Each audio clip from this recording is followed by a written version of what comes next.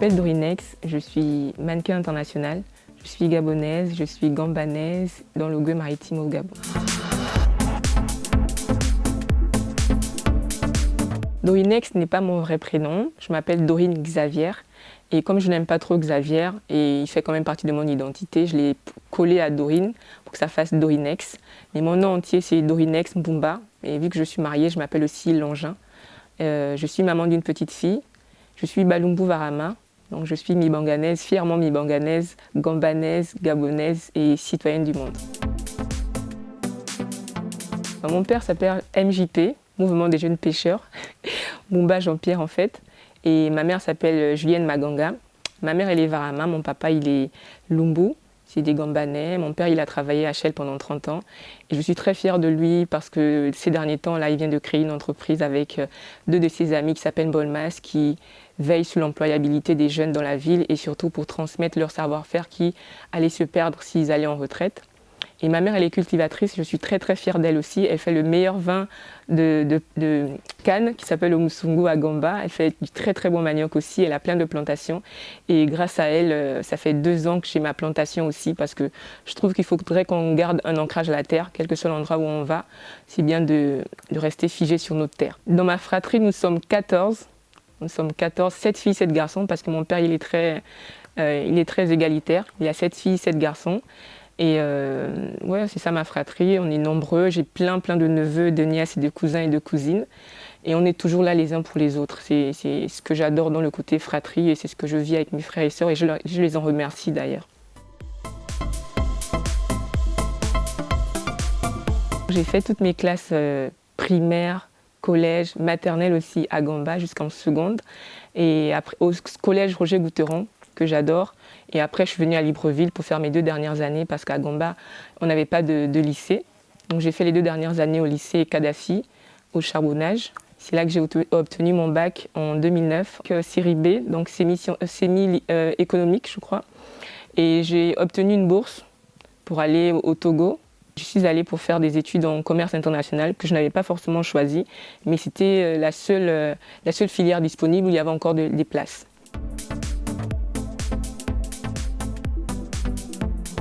Dès que je suis arrivée, je suis rentrée dans le milieu du mannequinat parce que 2 mois après mon arrivée au Togo, j'ai eu la possibilité de passer le casting pour l'Expo universelle de Shanghai, ce que j'ai fait et j'ai obtenu le casting. Donc au lieu de continuer mes études normalement, je suis allée à Shanghai en avril 2010 et je suis restée pratiquement 7 mois. Je ne savais pas marcher sur les talons, je tiens juste à le préciser avant de partir. Je ne savais pas marcher sur les talons, je ne connaissais pas du tout le milieu du mannequinat. Mais à Shanghai, j'ai rencontré un Gabonais qui était notre traducteur et celui qui était censé nous gérer. Nous étions 12 et ce Gabonais s'appelle Luc Benza, il est connu dans les arts martiaux et c'est lui qui m'a un peu prise dans son aile, qui m'aidait à marcher et tout. Et au bout de 2 mois, j'étais le meilleur mannequin de l'Expo universelle.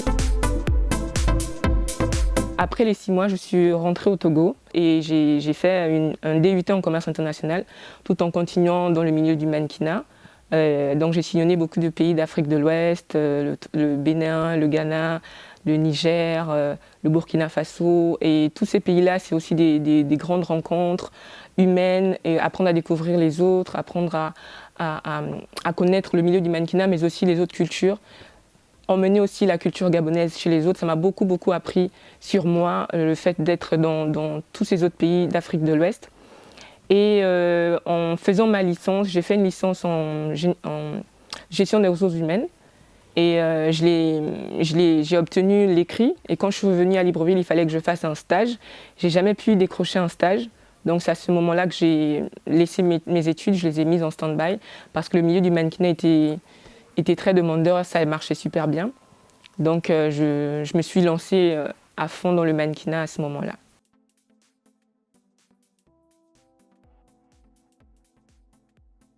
Et en 2020, le Covid est arrivé. C'était finalement une aubaine pour moi, puisque ça m'a permis de me poser avec mon mari et de finalement décider de faire un enfant.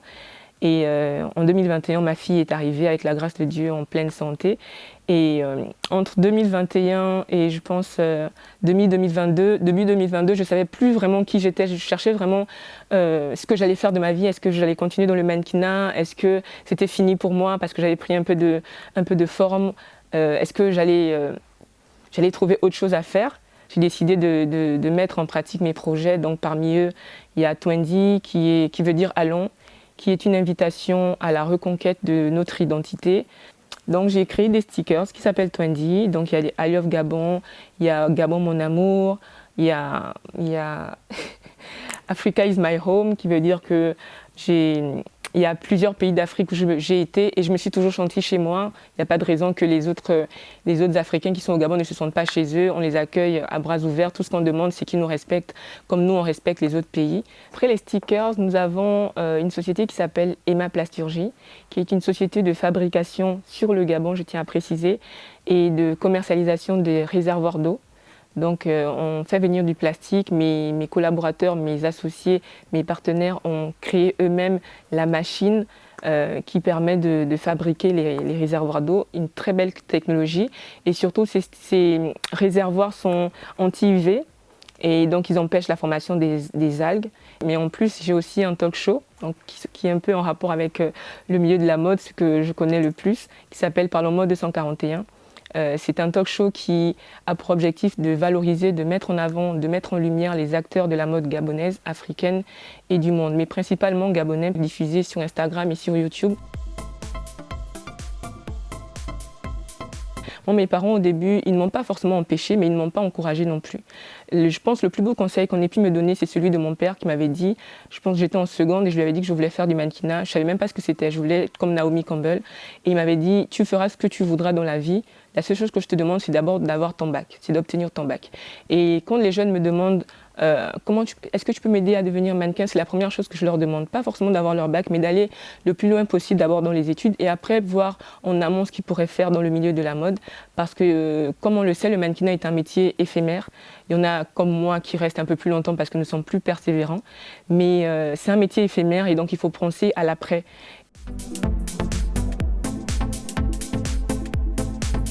Je sais que de petite, je portais les talons de ma mère. Ça, c'est un souvenir que j'ai. Je portais tout le temps les chaussures de ma mère. J'aimais bien sa sape. Elle avait des grandes vestes comme ça, des années 70 et tout. Mais c'était pas concret. Ce que je sais aussi, c'est que dans ma ville, on m'appelait la Naomi Campbell de Gamba. Je savais pas qui c'était. On m'appelait la Naomi Campbell de Gamba. Mais je voulais du coup être la Naomi Campbell de Gamba. En devenant, en prenant conscience du métier de mannequin, j'ai compris que mon idole à moi, c'était pas Naomi Campbell. C'est une femme noire qui est magnifique avec des longs cheveux comme ça, mais elle me représente pas. Celle qui me représente vraiment, c'est une qui est comme Alec Weck qui a su imposer sa tête rasée dans le milieu du mannequinat. Mais je veux pas dire que c'était vraiment un rêve. C'est quelque chose qui était enfoui en moi parce que on s'est beaucoup moqué de moi quand j'étais petite fille. Donc mon corps, je ne supportais pas mon corps qui était tout mince. C'est pourquoi je suis voûtée. J'essaie de cacher mes seins, j'essaie de cacher mon côté très mince. Et le milieu du mannequinat était comme un échappatoire pour moi. Quand j'ai compris qu'en fait on pouvait aimer, on pouvait idolâtrer les femmes qui sont minces, je me suis dit si ça se trouve, si je vais dans ce milieu-là, je vais devenir comme les femmes qui inspirent de la force, de la prestance et tout. Et être maigre ou être mince, ce n'est pas une maladie, c'est juste qui je suis, c'est le corps que Dieu m'a donné et puis voilà.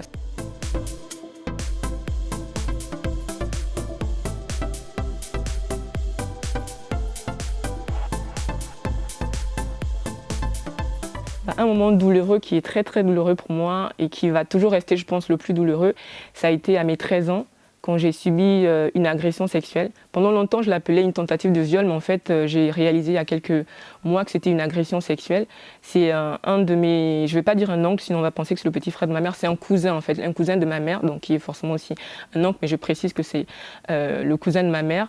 Qui est rentré un jour dans notre chambre et j'ai le sommeil hyper léger depuis ce jour-là parce qu'il est rentré un jour dans notre chambre et je dormais, j'avais le côté arrière comme ça dans le fond et il est venu se mettre derrière, il s'est collé derrière moi et tout de suite j'ai senti qu'il y avait un truc bizarre. Genre c'était pas normal dans notre chambre, c'est la chambre des filles, la chambre des garçons était ailleurs et là je savais bien que la personne qui était derrière moi n'était pas forcément une fille. Il a fait rentrer sa chose dans mon pantalon. Tout de suite, j'ai réalisé, je me suis levée et j'ai fui de la chambre. Et je l'ai entendu qui est venu me dire « s'il te plaît, ne dis à personne ». Et moi, je savais que je ne vais dire à personne parce que j'avais peur de la réaction des parents. Donc, bref, je suis restée dans la salle de bain toute la nuit. Et c'est le matin, quand mon papa voulait prendre sa douche, qu'il a tapé à la porte. Et il voulait qu'on ouvre. Et je lui ai dit « mais non, c'est moi qui suis dans la salle de bain ». Et je refusais d'ouvrir. Et je pleurais toutes les larmes de mon cœur parce que je me disais c'est pas tant ce qui s'est passé le problème, c'est que comment est-ce qu'ils vont réagir eux? Est-ce qu'ils vont me frapper? C'est moi qui ai mal fait? Est-ce que j'aurais dû accepter? Est-ce que ça se passe comme ça? Il y a quelque chose de bizarre en fait. Il y avait vraiment cette ambiance bizarre là. Je voulais pas le dire. Et au final, je l'ai dit. Et je me souviens toujours de la phrase de mon père. Il a dit à ma mère, voilà, les gens de ta famille veulent me gaspiller mes enfants.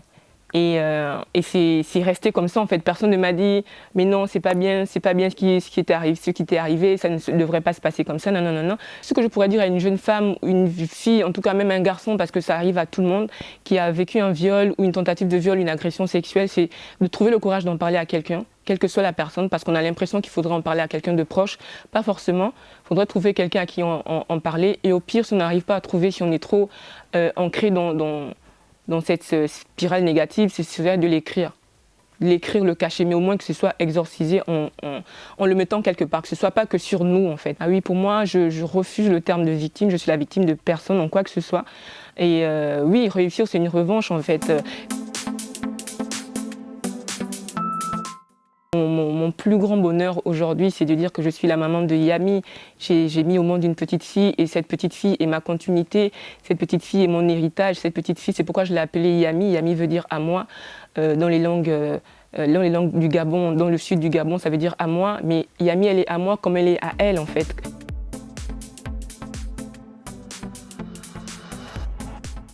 Mon mari, je l'ai rencontré dans ma ville natale à Gamba. Et lui, il travaillait à Gamba, Nico, il est français. Et donc, on s'est perdu de vue, je pense, 1 an plus tard parce qu'il a dû partir. Et on s'est revus 5 ans ou 6 ans plus tard quand j'étais au Togo. Et à ce moment-là, j'étais en 2012-2013. Et on a décidé de se marier, de se mettre ensemble et de fonder une famille.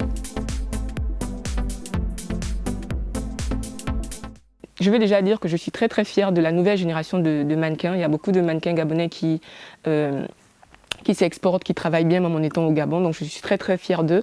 Merci beaucoup pour ce que vous faites et on vous encourage à faire beaucoup plus que nous. Moi j'aurais adoré défiler pour les Louis Vuitton et autres, ça n'a pas été le cas.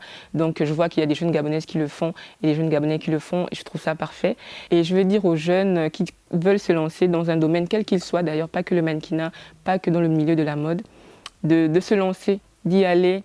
Il n'y a pas que du négatif. En fait, on dit oui, mais au début, ce sera difficile. C'est pas forcément. Il y en a pour qui c'est difficile dans les démarrages. Il y en a pour qui c'est une fusée qui est lancée. Il faut juste garder les pieds sur terre et on avance chaque jour, quoi. La vie est ainsi faite et c'est dommage de ne pas aller au bout de nos rêves.